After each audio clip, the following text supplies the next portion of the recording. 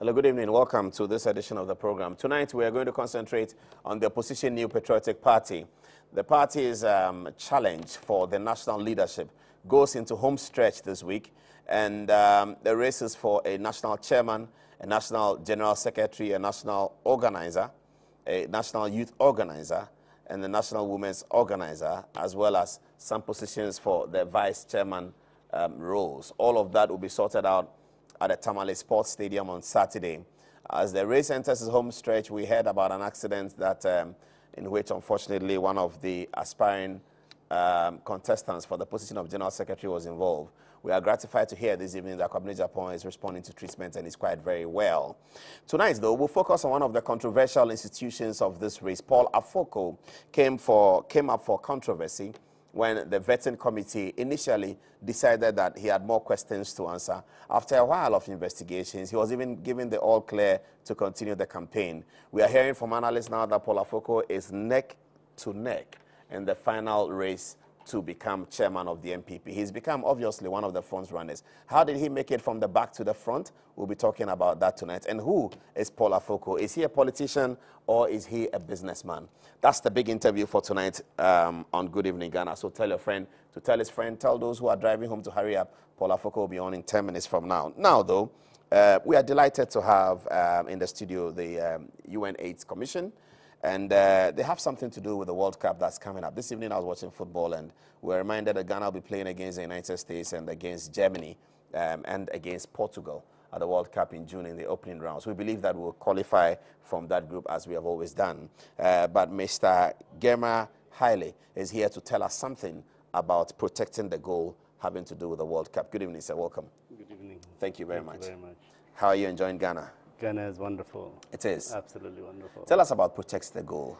Yes, Protect the Goal is a campaign that UNAIDS and FIFA came up together and decided to use the opportunity of the football, where you have massive number of audience at a given time, and at the same time also to pass on some of the most critical messages that are important for the youth in terms of the HIV infection and prevention. And here in Ghana, in particular, we have contextualized that campaign. The Ghana AIDS Commission, the Ghana Football Association, and UNAIDS together have contextualized this campaign to look at what are the real issues that we have here in Ghana. And if we look at our data in Ghana, Ghana is doing very well in terms of the HIV and AIDS response. We see that there is, in the 2012 UNAIDS report, a 66% decrease in adult new infections of HIV and about 76% reduction in newborn infection, and 30% less people are dying due to AIDS. So this is significant progress. However, when we look closer at the evidence, we see that youth do not use as much condom. So condom use is very low in Ghana. Condom use is low in Ghana? Very low in Ghana. Why? And also, did your researchers find out why? Well, it's just that people are relaxing a little bit, and so therefore the consumption is not as it should be. And also people do not know their HIV status as well. Or is it that people have reduced their sexual activity and therefore they are not? I wouldn't think so, because the third evidence that we have is that there is high levels of multiple sex partners. So I don't think there's increased sexual activity in Ghana.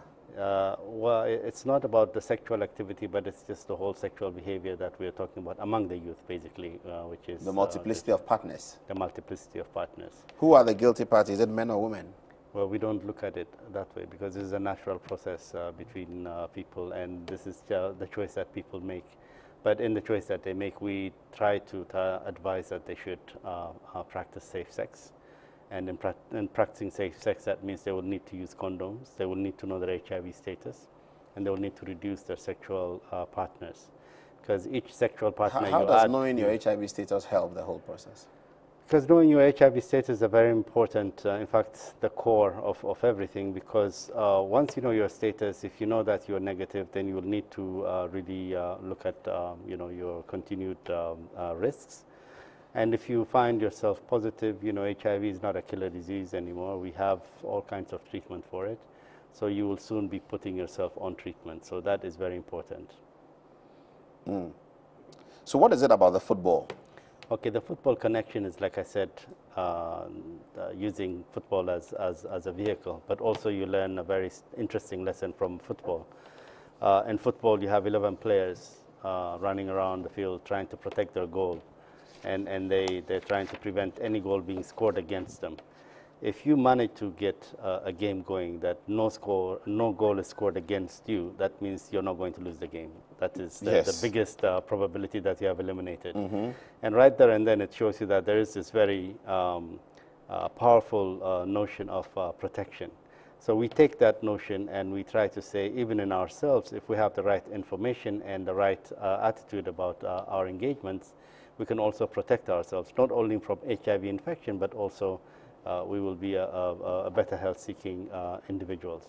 So this is where this Protect the Goal campaign is. I don't know if you're able to see this. Our camera is going to pick that up. Protect the Goal campaign. Yes. So when is the ball? I was told there's going to be a ball. When is the ball arriving? Now there is what we call the UNAIDS FIFA Protect the Goal ball, and this ball has been received from South Africa, which hosted the last World Cup, by Brazil.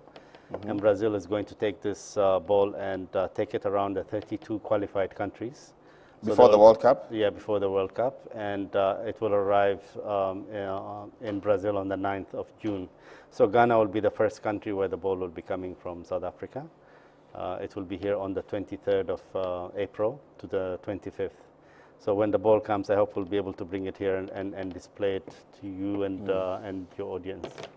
Excellent. So by the time the World Cup would end, you expect that the buzz around the World Cup the HIV campaign, Protect the Goal, will ride on the buzz around the World Cup. Absolutely. And the buzz around the World Cup is expected to be extremely penetrative. Absolutely. And so you hope that the message will get across. Yes, and we're targeting over 3.5 billion youth around the world over that period of time. Yeah. We will make and on the screen there is the logo for Protect the Goal.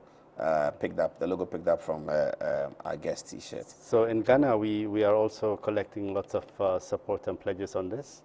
The National Youth Authority has organized a countrywide campaign, and they're collecting over 1,000 signatures of pledges. And here in people who pledge to protect themselves. To protect themselves, yes, by the application of condoms. Yes, and condoms. And by finding out their HIV status. And by reducing the sex Can I partners. pledge now? Do you have a document that I can write in? Tomorrow morning you come to the office, because every Wednesdays we have an open day at UNAIDS where people are coming to sign. Okay. So far we've had. So every Wednesday we can come up at the UNAIDS office and pledge there? Absolutely. By signing my name, yes, and signing to it? Yes. Okay, I'll be able to do that tomorrow. Excellent. Thank you very much, sir. Thank you very much. It's a pleasure. Thank you. See you soon. Thank you. And continue enjoying Ghana. Thank you very much. And please protect the goal.